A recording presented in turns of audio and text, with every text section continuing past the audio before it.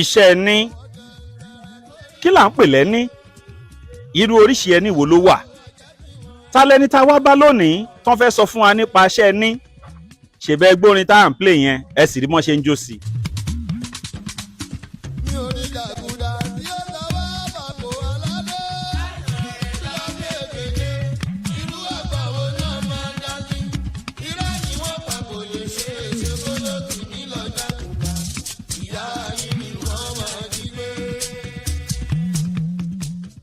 Akọbi Ayinla Omowúrà rèé ẹ̀ńtẹ́gùn magají Ayinla Omowúrà kọ́kọ́ bìrè èwo lẹni irú ẹni wo ló wà àwọn wo ló ń ṣiṣẹ́ ẹni báwo náà ṣe bẹ̀rẹ̀ ọ̀rọ̀ ẹni là ń sọ ìyá ìṣà ń dún ṣáàkì.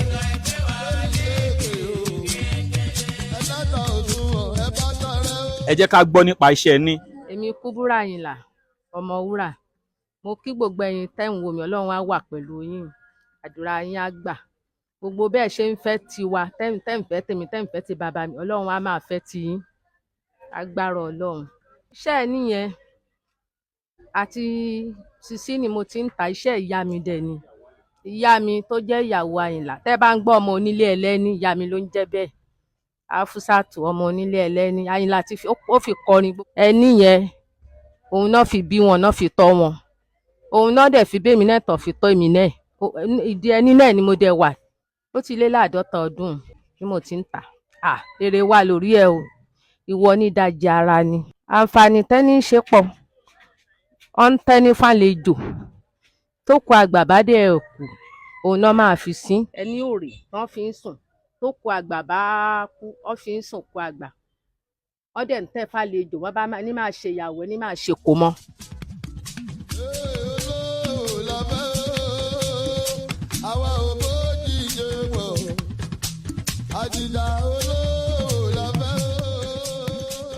Ọmọ tá a fi ń ṣe ni yẹ́lò pupa bíláàkì àwọn tá a fi ń ṣe nìyẹn o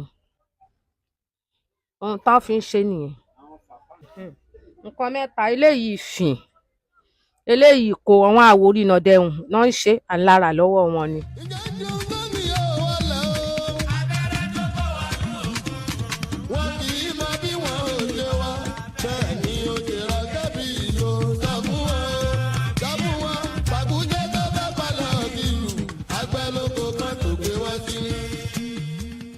ẹni ìfààfà àwọn onífá máa ń lò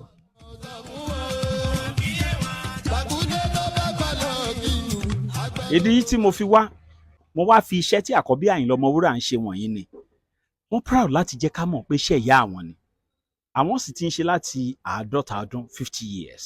ọmọ kéékèèké ṣe wá pọ̀ tó yìí ṣáà ọmọ kéékèèké wà ládùúgbò yìí ni ẹ lọ kóra yín wá ẹ wá gba Indomie. mo tún ní kí n béèrè lọ́wọ́ ẹ pé kí ló ń fayé tiẹ̀ ṣe o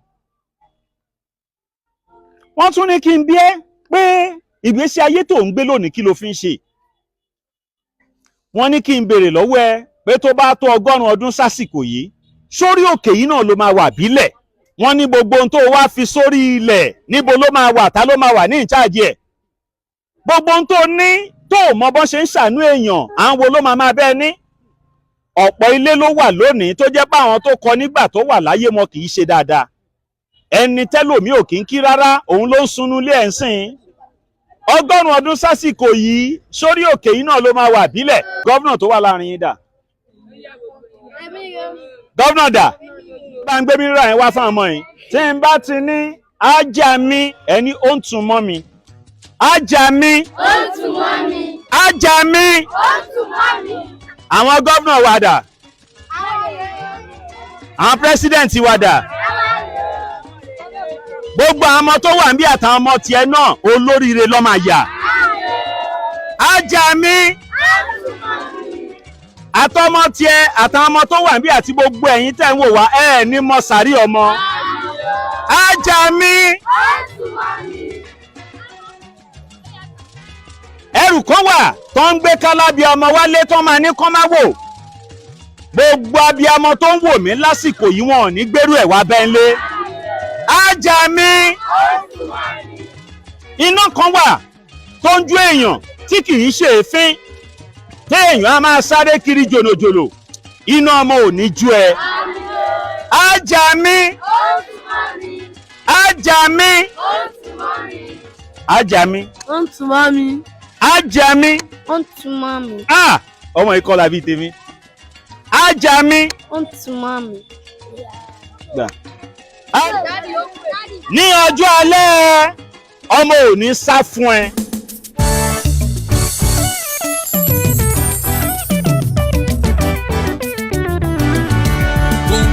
Kún àṣẹ Ọlọ́run Ọba, kún fàyà kún àṣẹ Ọlọ́run Ọba.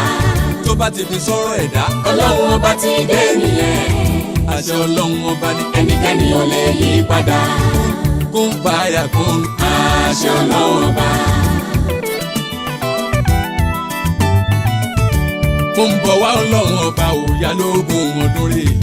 Tó bá wá ti dé nǹkan gbà kó ti dé nìyẹn o. Ilé ta ò tí kọ̀ dára ju èyí tán ti kọ́ tán, èyí tán ti kọ́ tán àti eré ara tán fi dá o.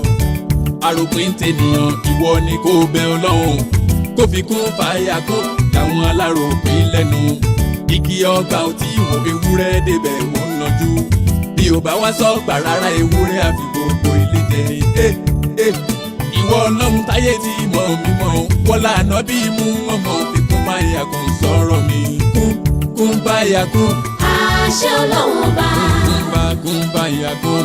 Àṣẹ Ọlọ́run Ọba. Torí pé tó bá ti fi sọ̀rọ̀ ẹ̀dá. Ọlọ́run Ọba ti dé nìyẹn. Àṣẹ Ọlọ́run Ọba. Ẹnikẹ́ni ò lè yí padà. Kún báyà kún.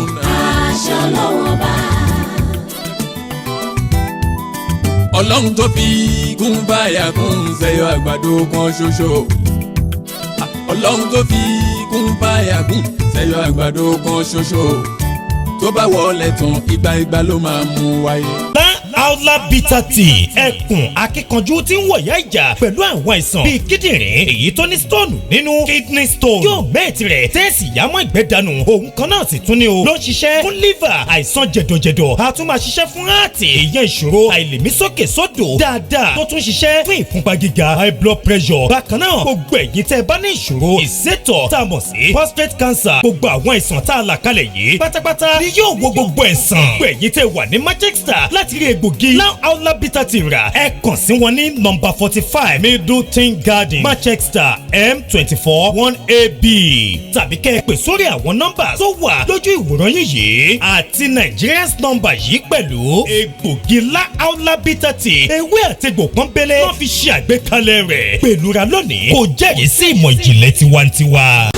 ìròyìn ayọ̀ rèé fún gbogbo ẹni tó wà ní London àtàgbègbè ẹ̀. Arahim Afro-Caribbean Cash and Carry import and export of African foods also help to pay school fee in UK for Nigeria with money transfer to UK and back to Nigeria. Arahim Afro-Caribbean Cash and Carry wà ní Graham Excess RM 139YS Up Minister Road South Graham London. gbogbo èyí tẹ́ wà ní London pátá ó yá ẹnì ṣọlọ́dọ̀ Arahim Afro-Caribbean Cash and Carry ibẹ̀ gangan ní fọkànbalẹ̀ wà.